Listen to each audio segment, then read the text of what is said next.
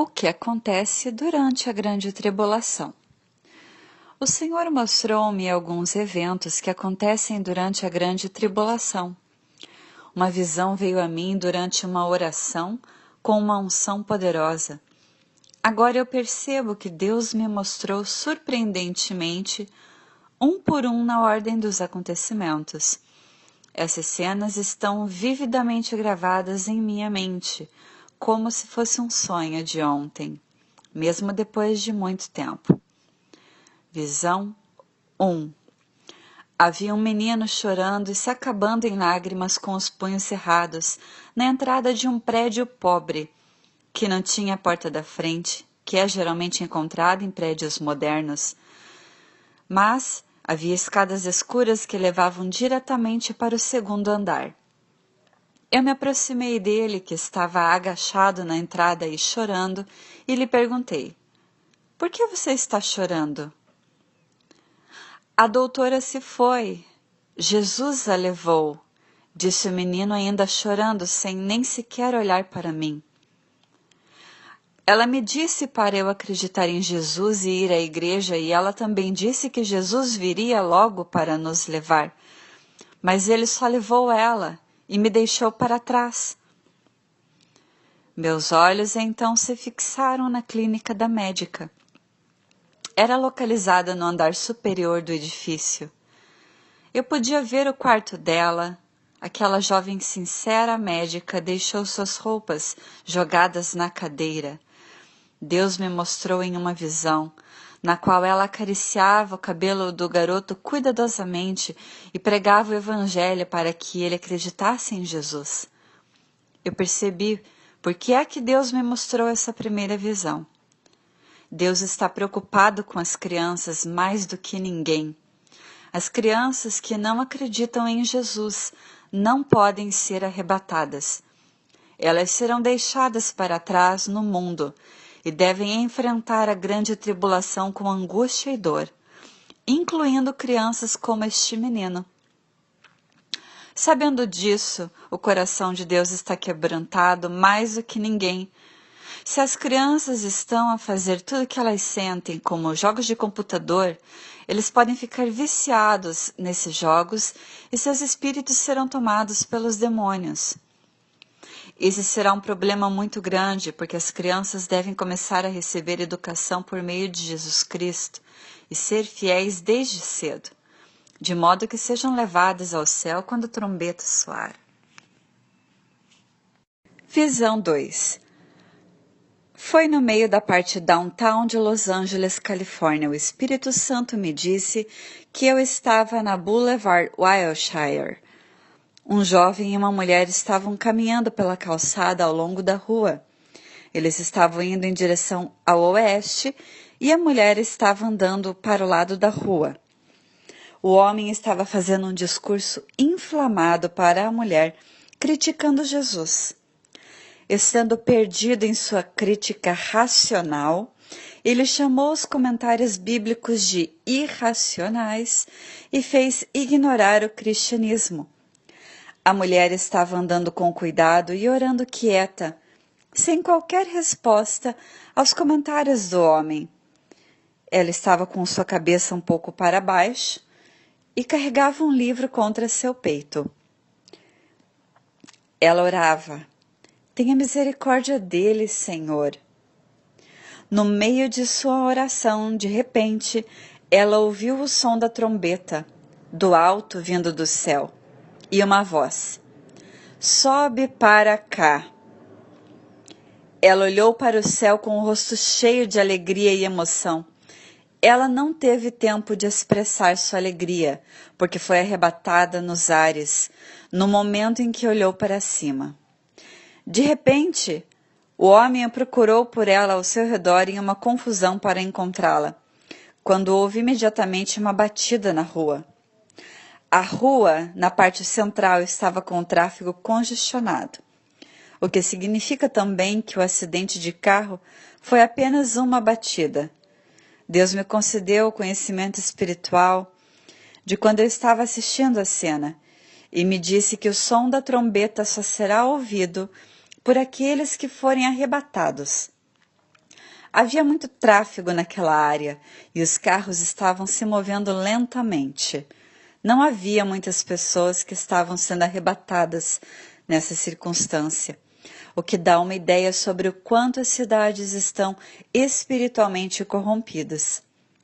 Eu estava olhando o cenário do alto, no ar, e eu perguntei ao Senhor Jesus: o que o mundo vai dizer sobre as pessoas que estão sendo levadas para o ar, Senhor Jesus?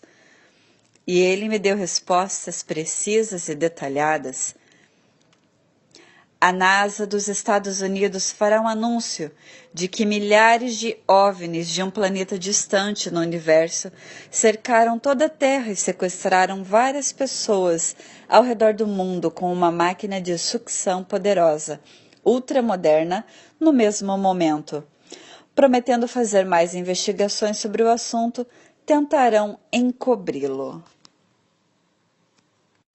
Visão 3. Eu vi um edifício que parecia ser um edifício oficial e um toque de sirene de emergência que tocava em todo o edifício.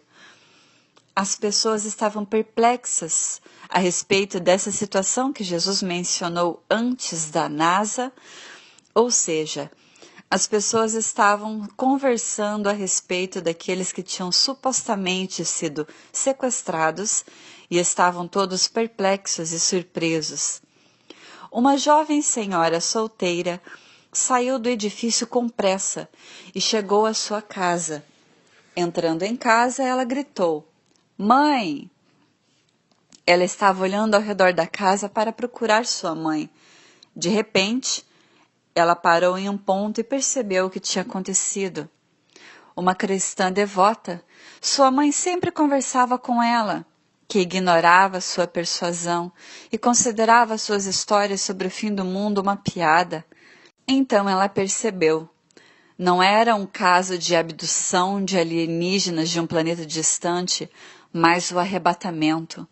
Sua mãe fora levada para o céu e ela fora deixada no mundo para enfrentar a grande tribulação. Percebendo tudo isso, ela arremessou-se para baixo e chorou amargamente com uma dor tão grande. Visão 4. Eu vi aqueles que foram deixados para trás no mundo. Eles tinham cada vez mais dificuldade para ganhar a vida, porque não tinham a marca na testa. Eles vendiam suas casas e decidiam se mudar para outro lugar. Um grupo de pessoas que parecia uma família estavam carregando uma bagagem pesada e sacos. Chegaram a ter um pingo de esperança de embarcar a bordo de um navio e se mudar para outro país. Mas eles não puderam entrar no navio, porque se deram conta de que não ter a marca significava não ir a bordo também. Sendo rejeitados e tirados para fora do navio, viraram as costas com os ombros baixos e caminharam sem força. Eles não poderiam entrar em um carro também e tiveram que caminhar até uma montanha. Vi um outro grupo de pessoas que estava caminhando ao longo da estrada de ferro em uma fila única. Eles carregavam muitas malas e bagagem nos ombros e nas mãos. Eram pesos pesados e difíceis. Era evidente que tinham andado uma distância enorme. Naquele momento, um trem foi passando. As janelas eram de vidro e, através dela, as pessoas ao longo da ferrovia podiam olhar e ver quem estava dentro do trem. No trem, os filhos do maligno, as pessoas que tinham a marca na testa ou na mão, estavam bebendo, comendo coisas deliciosas e fazendo muito barulho. Elas olhavam as pessoas para fora da janela dos trens, apontavam para elas e zombavam delas, riam uns para os outros. Alguns mostravam suas línguas para fora e faziam gestos provocadores sobre a janela. Olhando para eles, as pessoas da rua tinham várias reações. Alguns explodiam em gritos de angústia, outros ficavam bravos, outros os amaldiçoavam, balançavam seus punhos para eles. Em seguida, Um homem vinha até eles, que estavam chorando, levando seus braços em torno de seus ombros, batia-lhes nas costas, os consolando, e levando sua bagagem, ele mesmo. Ele ia com aqueles que estavam loucos, os aconselhava e os acalmava. Ele era um ministro deixado por Deus para uma missão de servir aqueles que ficaram na grande tribulação. Suas ações eram cheias de amor. Deus me fez perceber que o primeiro requisito para um ministro ser deixado neste mundo é o amor.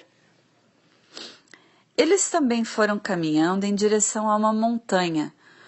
Os filhos de Deus que não têm a marca não têm escolha, a não ser morar em montanhas, já que não haverá mais empregos para eles na cidade.